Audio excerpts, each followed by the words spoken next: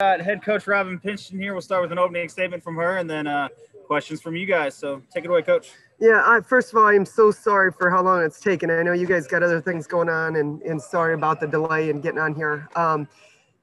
Obviously, a really good team win for us. The thing that sticks out to me more than anything was our focus and our intensity in our effort defensively. That's something that we've talked a lot about lately. I just feel it like at some point it's got to be a pride factor. It's got to be a grittiness. There's got to be heart into it. And I felt like tonight our kids really took the court and were very active defensively.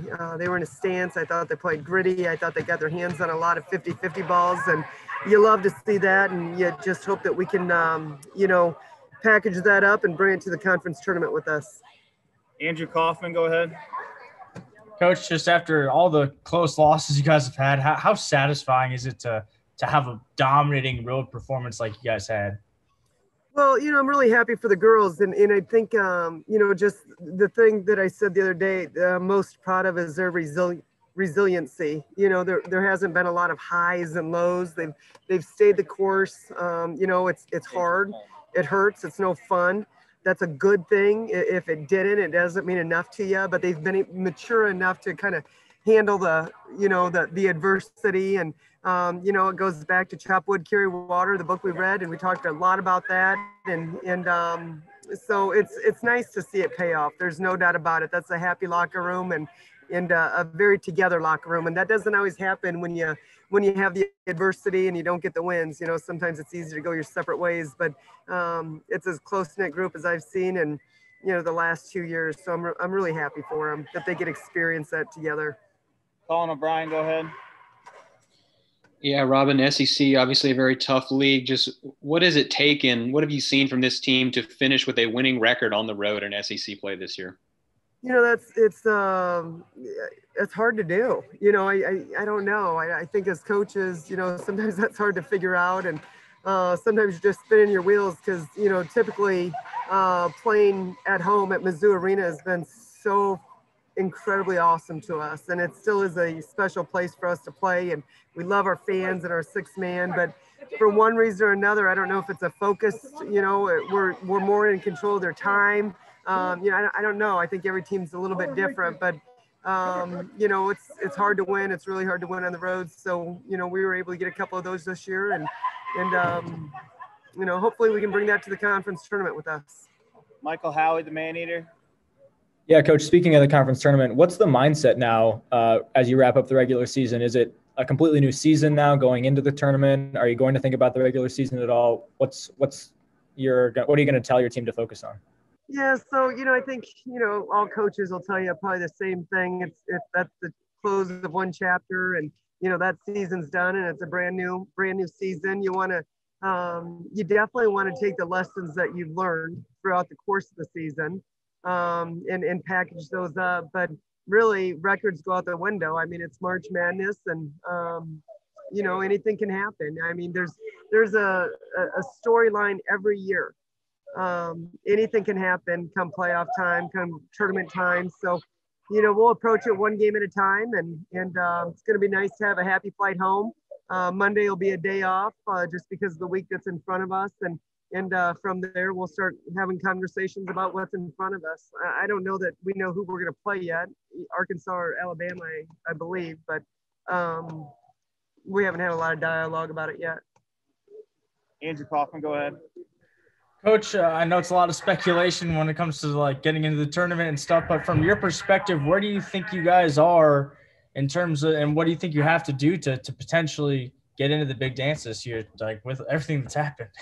Yeah, it's just so hard to tell. I don't have that I just don't have my arms wrapped around it well enough to tell you.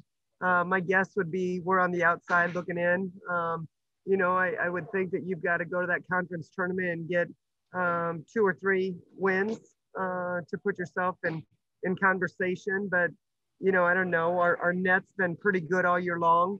So, yeah, it's hard to tell what they're going to look at. I don't know. But hopefully, we'll just take it one game at a time and get a couple wins and we can find a way to make some magic happen. Paul and Brian, go ahead. Yeah, Coach, what do you think of the rebounding effort tonight and just the way you kind of use that to set the tone on both ends of the court?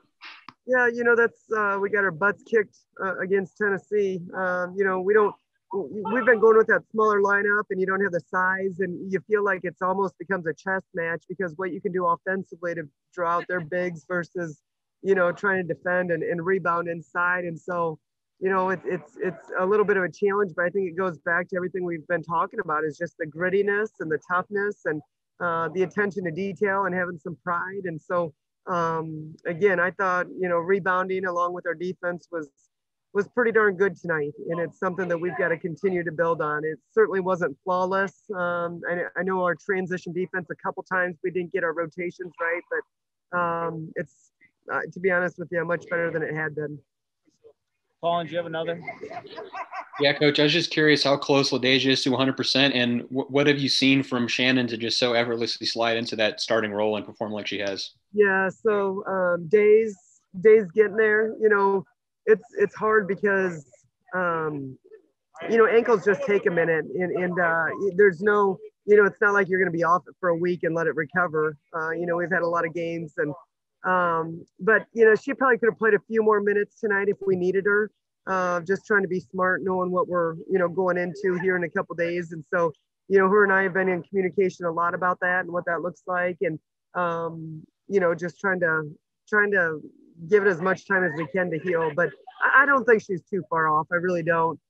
For Shannon, how fun's that? She's having the time of her life, isn't she? I mean, it feels that way to me anyway. She's always got a smile on her face, and just getting her.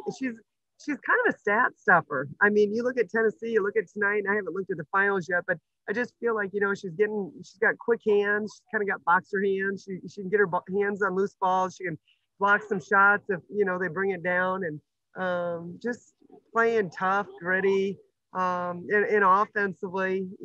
I think she's a really hard matchup. There's not a lot of fives, and in the SEC, usually you typically got a pretty strong, powerful five with your back to the basket. So how do you match up with that on the perimeter? I think it's caused some problems. All right, looks like that'll do it for tonight. Thank you, everyone. All right, sorry again, you guys. Thank you.